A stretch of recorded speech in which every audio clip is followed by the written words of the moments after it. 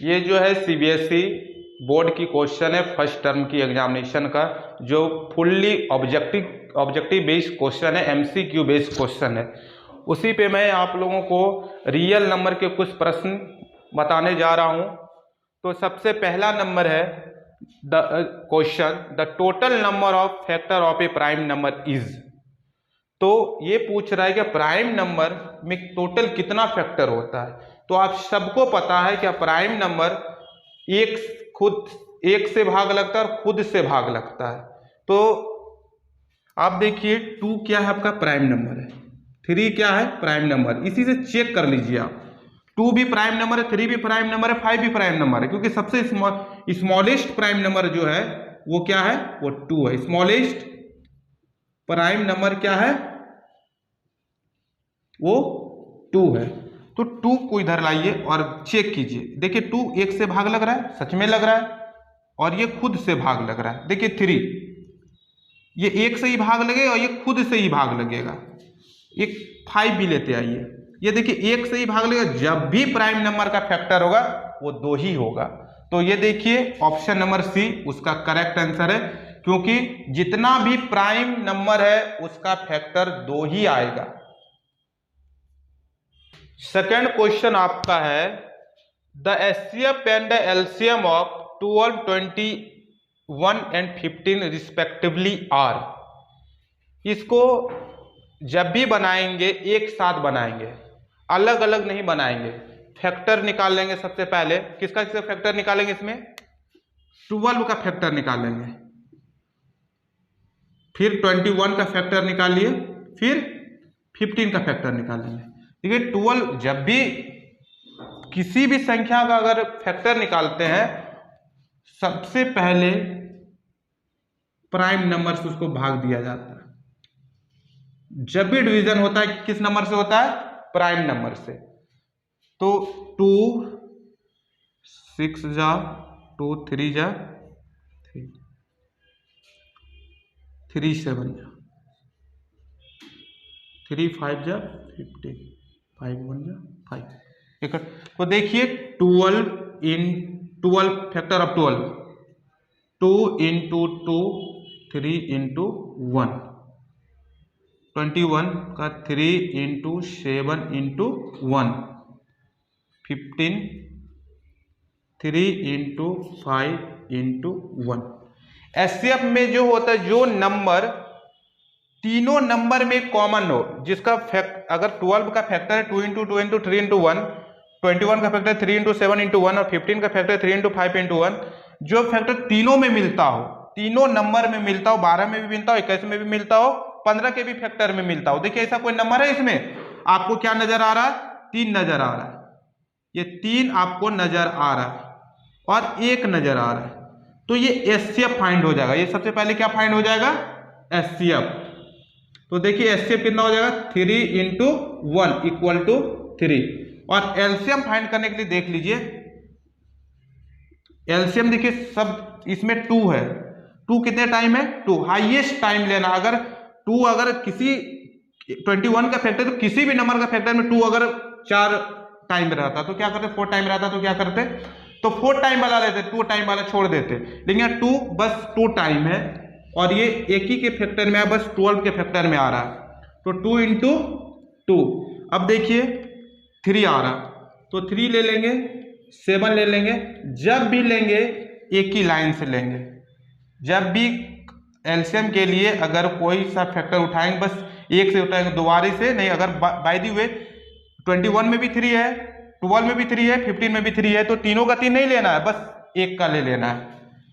तो इसको मल्टीप्लाई करो, 2 2 जा 4, 4 3 जा 12, 12 7 जा 84, 84 इंटू 5 420।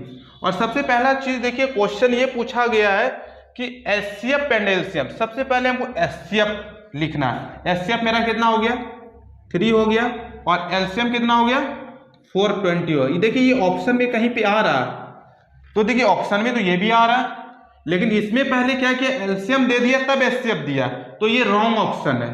लेकिन ये देखिए ऑप्शन यहाँ पे नजर आ रहा है सी नंबर, तो पहले इसमें एचसीएफ दिया फिर एलसीएम दिया, तो सी नंबर ये ऑप्शन सही है। नेक्स्ट क्वेश्चन है third one, the exponent of 2 in the prime factorisation of 144 is. तो ये क्वेश्चन कह रहा है कि अगर हम 144 का फैक्टराइजेशन कर रहे हैं तो 2 का एक्सपोनेंट क्या होगा, 2 पे एक्सपोनेंट क्या रह सकता है, क्या हो सकता है। अगर 2 का कहेगा तो 2 निकालेंगे, जिस नंबर का कहेगा उसका एक्सपोनेंट बता देना, यानी पावर बताना है।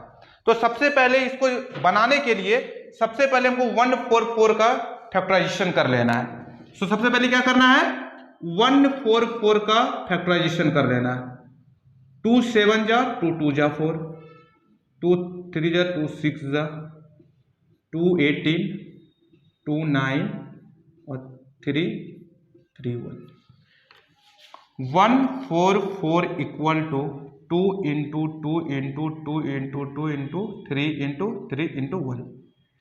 You see how many time 4, देखो 2 कितने बार है, 1 2 3 4। 2 पे कितना एक्सपोनेंट आया 4 और 3 पे कितना आया 2। तो देखिए 2 पे कितना पावर है 4 है, तो ये ऑप्शन नंबर बी है। अगर कह देता यही क्वेश्चन, सेम क्वेश्चन में ये कह देता the exponent of 2 in the prime factorisation of 144 is, ये 2 कह रहा है, जब 3 कह देता तो उसका आंसर क्या हो जाता 2 हो जाता, क्योंकि क्वेश्चन है 2 का। लेकिन अगर हम यहां पुट 3 कर देते हैं तब कह रहे हैं क्या फाइंड आउट करने के लिए 3 का एक्सपोनेंट, तो आंसर क्या हो जाता 2 हो जाता। ये क्वेश्चन नंबर 4 है, if the HCF of 336, 54 is 6, find the LCM 336, 54। इस क्वेश्चन में 2 नंबर का एचसीएफ दिया हुआ है, तो कह रहा है एलसीएम फाइंड करने के लिए। तो जब भी किसी 2 नंबर का एचसीएफ दिया हो तो एलसीएम जो फाइंड करेंगे उसका एक रूल होता है, LCM equal to product of 2 number. क्या लिखेंगे, product of 2 number by HCF, product of 2 number by HCF.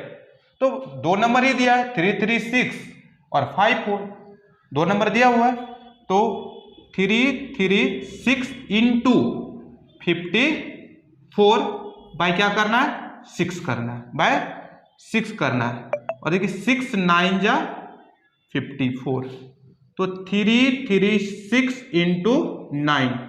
अब इसको गुना कीजिए, देखिए 9 6 जा 54,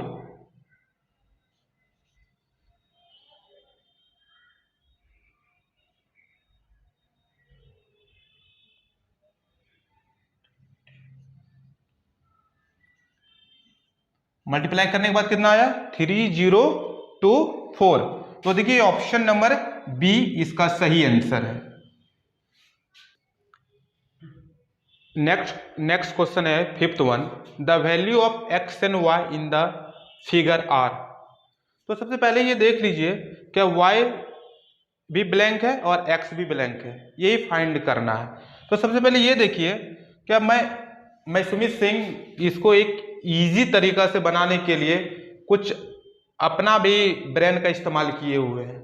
ये नहीं कि फुल्ली किताब पे ही है, जो बुक कह रहा है उस पे ही बनाएंगे, ऐसा कोई बात नहीं है। इजी वे में बनाना है क्योंकि ऑब्जेक्टिव क्वेश्चन है, तो जितना इजी हो तो ही अच्छा रहेगा। तो देखिए सबसे पहला चीज ये देखिए कि ये जो है ये मेन ब्रांच होता है, ये क्या होता है मेन ब्रांच, और ये 2 जो है ये सपोर्टिंग ब्रांच है। जब आपको सपोर्टिंग ब्रांच की बात, मेन ब्रांच निकालने की बात कह दे, ये जब मेन ब्रांच निकालने की बात कह दे तो मल्टीप्लाई करेंगे। मल्टीप्लाई किसको करेंगे, सपोर्टिंग ब्रांच को, s इंटू एस। ये s होता है, ये s होता है और ये m होता है। ये समझ लीजिए, अच्छे से समझ लीजिए, कभी मिस नहीं कीजिएगा क्वेश्चन। और ये 2 सपोर्टिंग ब्रांच है, ये क्या है सपोर्टिंग ब्रांच है। इसमें क्या होता है, क्या m divide by s, m divide by s। तो इसमें मेन ब्रांच में दिया रहेगा और एक सपोर्टिंग ब्रांच दिया रहेगा, तो डिवाइड कर देना है तो दूसरा सपोर्टिंग ब्रांच आ ही जाएगा। देखिए सबसे पहला चीज उस पर भी एक क्वेश्चन बना दिया जाएगा 6(1). तो सबसे पहले इसमें देखिए सबसे पहला क्या है, मेन ब्रांच है और दूसरा सपोर्टिंग ब्रांच है। ये किसका सपोर्टिंग ब्रांच है, ये मेन ब्रांच का सपोर्टिंग ब्रांच है। तो ये फाइंड आउट नहीं होगा, ये बिल्कुल भी फाइंड आउट, तब नीचे से देखेंगे। तो नीचे देखिए दोनों का सपोर्टिंग ब्रांच दिया हुआ है और x इसका मेन ब्रांच है, x इसका मेन ब्रांच है। तो x दोनों सपोर्टिंग ब्रांच है, तो क्या बताए थे, दोनों मेन ब्रांच निकालने के लिए दोनों सपोर्टिंग ब्रांच को क्या करेंगे, मल्टीप्लाई कर देंगे। तो इसका सपोर्टिंग ब्रांच 3 है और दूसरा सपोर्टिंग ब्रांच क्या है, s है, 7 है। तो 3 × 7 करेंगे कितना आ जाएगा, 21। तो x का वैल्यू कितना आ गया, 21 आ गया। और दूसरा कह रहा है y निकालने के लिए। अब देखिए ये y का जो सपोर्टिंग ब्रांच है 4 है और 21 है, तो इसका भी तो मेन ही ब्रांच निकालना है ना। तो मेन ब्रांच के लिए भी निकालने के लिए भी क्या करना होता है, सबको पता है, s × s, क्योंकि सपोर्टिंग ब्रांच को गुना कर देना है। तो 21 × 4 = 84। तो x = 84 एंड y =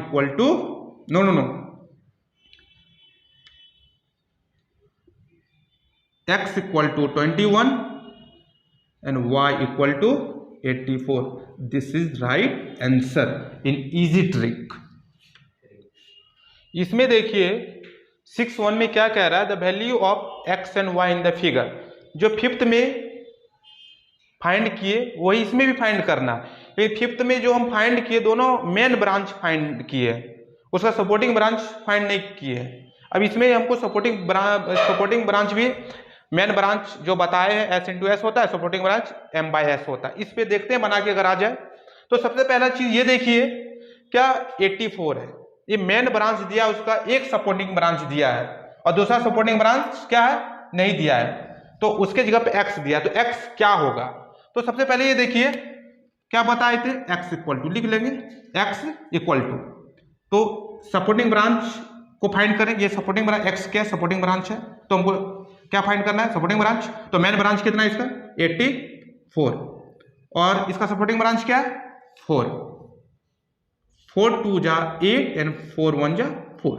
तो ये कितना हो गया, 21। ये पता चल गया, ये सपोर्टिंग ब्रांच निकल गया किस।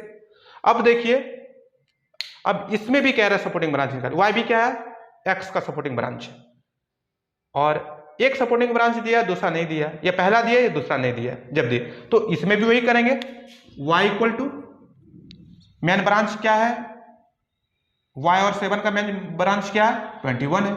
तो 21 और 21 का एक सपोर्टिंग ब्रांच क्या है, 7 है। तो 7 से इसको डिवाइड कर देंगे तो कितना आ जाएगा, 3।